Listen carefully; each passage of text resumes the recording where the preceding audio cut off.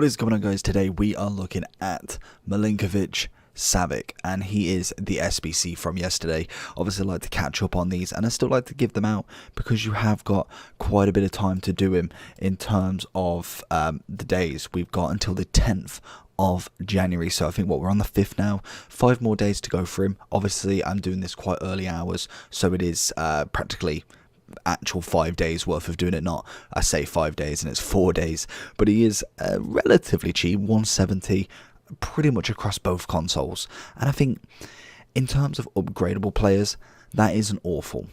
Yes, there is the risk. We've had one-to-watches, headliners in the past, path to glories that don't go up. And that's just the risk in it. You pay that extra little bit of extra to potentially get a higher rated. Obviously, you could get one from them winning 4 games in a row. You could get one from them in forms. It's just the kind of risk that you put.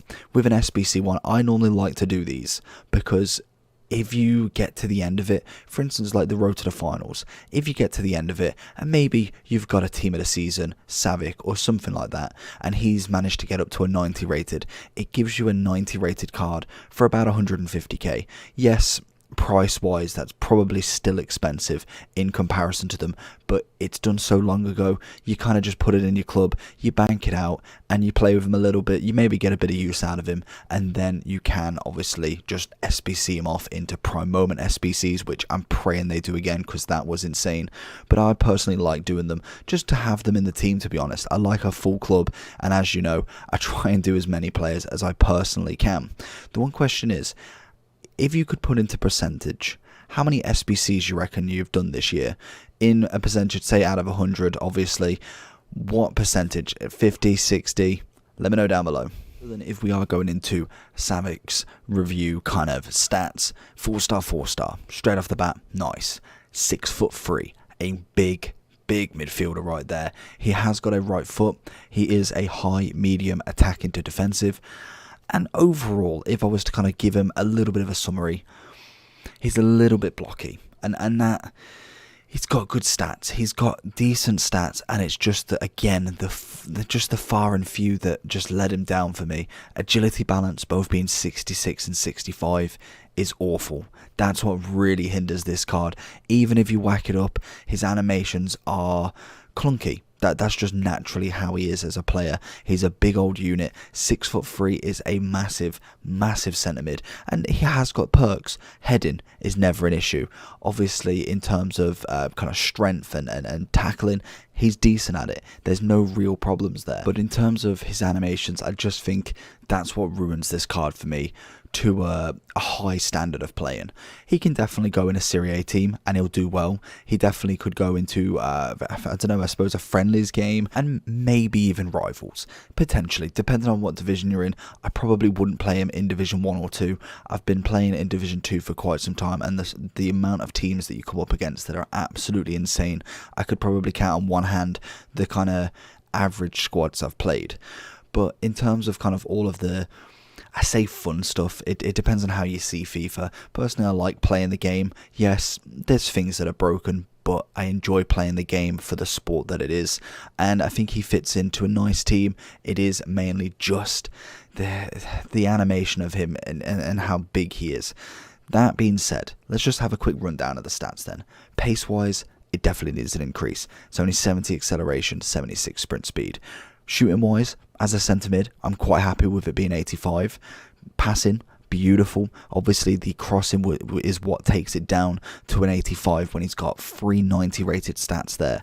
And again, it's crossing. I don't need him to cross. I don't expect him to cross. If anything, I want him in the box. Then we have his dribbling. Agility balance, kill it. Absolutely kill it. Everything else, 91 reactions. 86 reactions, sorry, 91 ball control, 89 dribbling, 87 composure. If you could just get that reaction, that agility balance up and kind of swap the animations a little bit, you're absolutely fine there. We've got 90 head and accuracy, we've got 88 jumping, so he's an absolute unit going forward in terms of heading. That is something you'll never change from him. You've just got to get him in that position. You get him on a corner, he is a big old unit, and he will be I think it depends on who your players are, but sometimes he does go front post. Predominantly, I do have Ronaldo there. Any striker who has better heading will more than likely take that place. But in terms of in the box, if you can find him, he has got a lethal header on him. 91 strength, 82 aggression, no problems with that. 88 stamina, and then his defense, it's above average, but it's about out. It's only just above average.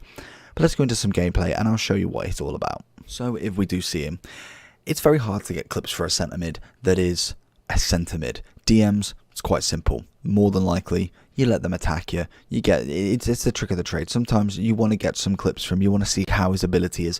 You sometimes have to let people attack you. In terms of cams, you pass the ball to him, you move it forward. It's quite easy to interlink left mid, right mid and strikers with him because you get the pass and move option. As a centre mid where it's kind of free flowing through both, you don't want to show too much attacking because you want to put a bit of defence in there, and you don't want to show a bit more defence. You don't want to show all the defence because you don't want too much defending. It is the kind of finding that balance, and I think I found a nice one where it's more assist play, winning the ball back, kind of going on the edge of the box. We see here, goes for the shot. It's ambitious. It goes for the outside of the foot, and sometimes it pays off.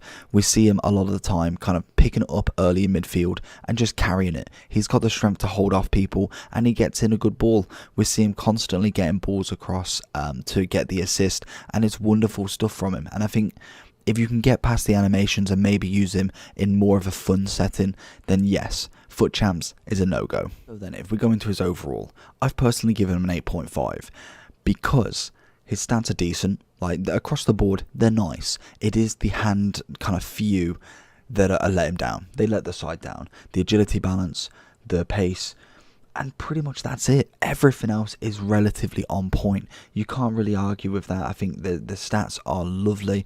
All of them are quite above 85. We've got quite a few 90s in there, and he's already 88 rated. If we can get Lazio to win 4 in a row, personally, I don't know their form, so let me know down below if you're a Lazio fan or you follow the Serie A. How are they doing? Is there a chance? That's all I need to know. Is there a chance for them to get 3 or 4 in a row to get that +1? And then as soon as he gets one more in form, already on 2 in form, so we know that he's doing something right, he's going to be a 90 rated card right there.